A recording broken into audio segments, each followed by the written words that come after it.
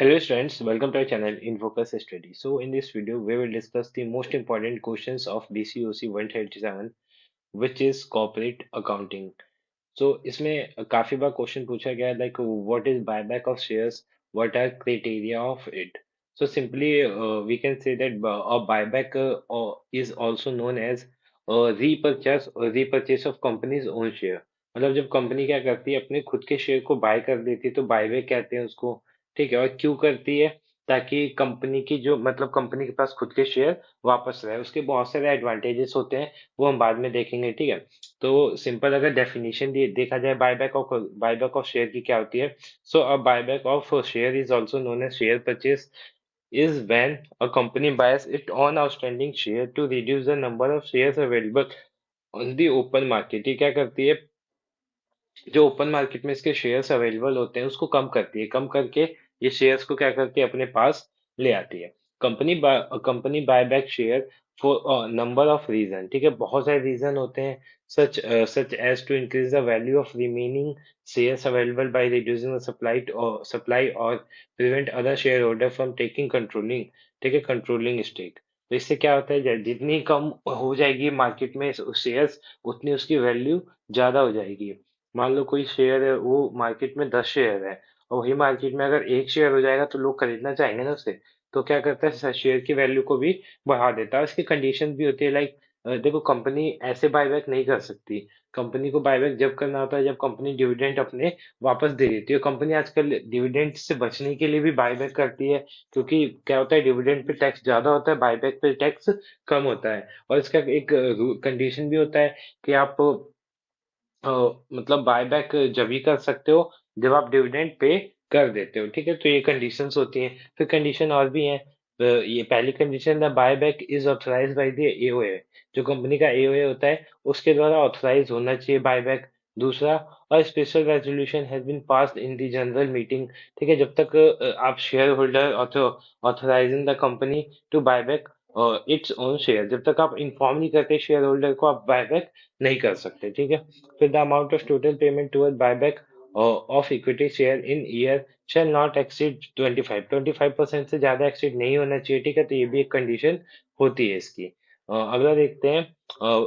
इसके बाद क्या है, हाँ ये रहा। डी हमारा है, the post buy back ratio of डेब्ट to equity capital and free reserve should not be exceed और 2:1। सो इनका जो रेशियो है 2:1 से एक्सीड नहीं होना चाहिए। ई पॉइंट है, only the full paid up share are qualified to buy back. मतलब कोई आपने पार्टली पेड अप कर रखा है, ठीक है, आधी पेमेंट कर रखी है आधी नहीं, तो उसमें फिर बायबैक का आपको प्रॉफिट या लॉस जो भी है वो नहीं होगा। ठीक है, फिर उसके बाद अगला देखते हैं, what are the motive of buyback of shares. जो बायबैक ऑफ शेयर होता है वो क्यों होता है? सो बहुत सारे इसके रीजंस होते हैं। उसमें से पहला रीजन है return to surplus cash to shareholder. Return the surplus cash to shareholder. Shareholder के पास सरप्लस कैश को क्या करना, रिटर्न करना। ठीक है, और इसकी वजह से जो शेयर की प्राइस होती है वो ज्यादा हो जाती है। मान लो मार्केट में पहले 10 शेयर थी, और एक शेयर पे 5 रुपए मिलते थे, तो 10 लोग को मिलेंगे तो 50 रुपए। अब वही शेयर जो हो गया मार्केट में हमने बायबैक कर लिया, तो 5 शेयर हो गया, तो अब तो ज्यादा मिलेगा ना उनको, अब 20 रुपीज के हिसाब से मिलेगा। तो क्या हो जाता है इससे, जो सरप्लस कैश होता है शेयर होल्डर का वो ज्यादा हो जाता है। Enhance the earning per share, earning per share भी ज्यादा हो जाता है। फिर convey the view of management to investors. जो मैनेजमेंट का व्यू होता है वो इन्वेस्टर की तरफ ज्यादा जाता है। Stabilise the market price of the share of the company. Market price को क्या करता है, स्टेबलाइज करता है। Raise the promoter voting power without spending any amount. Promoter का जो वोटिंग पावर होता है उसको रेज करता है बिना कोई खर्चे के। फिर word of a hostile takeover threat. फिर उसके बाद नेक्स्ट पॉइंट है, मूव टुवर्ड अ डिजायरेबल कैपिटल स्ट्रक्चर। ठीक है, डिजायरेबल कैपिटल स्ट्रक्चर की तरफ ये मूव करता है, किसकी वजह से, बायबैक और शेयर की वजह से। नेक्स्ट क्वेश्चन है, explain the slip system of bank book keeping, discuss it's advantage and disadvantage. जो स्लिप सिस्टम होता है वो देखो सिंपल सा, अगर डिफाइन किया जाए स्लिप सिस्टम को, तो it is a method of rapid posting in the book maintain under double entry principle. Under this system posting is done from slip, not not from journal और cash book. इसमें क्या होता है, employ आता है, मतलब एम्प्लॉय क्या, कोई भी आता है, वो कोई भी इंफॉर्मेशन होती है वो आके खुद ही स्लिप में भरता है, जो कि बहुत अच्छी हो जाती है बात, ठीक है, ज्यादा फिर एरर भी नहीं होता, कोई दिक्कत भी नहीं होती, ठीक है, तो ये फायदा भी होता है। तो यही एडवांटेज देखते हैं। पहला एडवांटेज है, it reduce the possibilities of error and fraud. ये एरर और फ्रॉड की पॉसिबिलिटी को बहुत कम करता है, बहुत ज्यादा कम करता है। दूसरा, it save a lot of time since it is prepared by the customers themselves. ये कस्टमर के द्वारा खुद से प्रिपेयर किया जाता है, तो इसलिए टाइम भी ये बचाता है कंपनी का। Third point, it provide a good system of internal check. ये इंटरनल चेक के लिए एक बहुत अच्छा सिस्टम प्रोवाइड करता है। फिर डिसएडवांटेज क्या हो जाएंगी इसकी, the system is not free from snacks. ये जो सिस्टम होता है इसका स्नैक्स से फ्री नहीं। इसका मतलब क्या हुआ कि इसके अंदर कोई छुपी हुई चीज नहीं होती है। It suffer from risk of loss, mis misappropriation और destruction of slip since they are loose. अगर खो गई तो फिर और दिक्कत हो जाएगी, खोनी भी नहीं चाहिए, उसको संभाल के रखना चाहिए। तो ये सब इसकी प्रॉब्लम्स थी, ठीक है। अगला जो क्वेश्चन है, what is cash flow statement, explain the techniques for preparing a cash flow statement. तो कैश फ्लो स्टेटमेंट क्या होता है, एक तरह से ये थर्ड सबसे इम्पोर्टेंट जो है वो स्टेटमेंट माना जाता है, या फिर जो मेन डॉक्यूमेंट होता है फाइनेंस में वो माना जाता है। इसके अंदर होता क्या है, ये स्टेटमेंट होता है, इसमें किस चीज का स्टेटमेंट, ये हेल्प करता है कंपनी के या ऑर्गेनाइजेशन के लिक्विडिटी को चेक करने में, by showing the cash balance coming from operation, investing and financing. The cash flow statement can be prepared with two separate methods.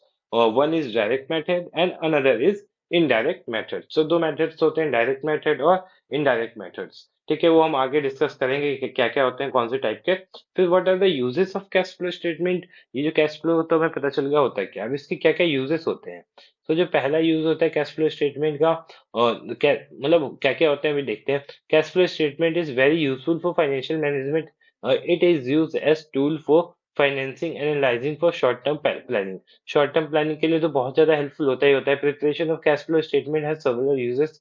The more important uses कौन कौन से हैं, changes in cash balance between two point of the time, and contributing factors for such changes are very are clearly revealed। इसकी वजह से reveal हो जाते हैं। फिर cash flow statement explain the reason for the presence of very low cash balance in spite of huge operating profit।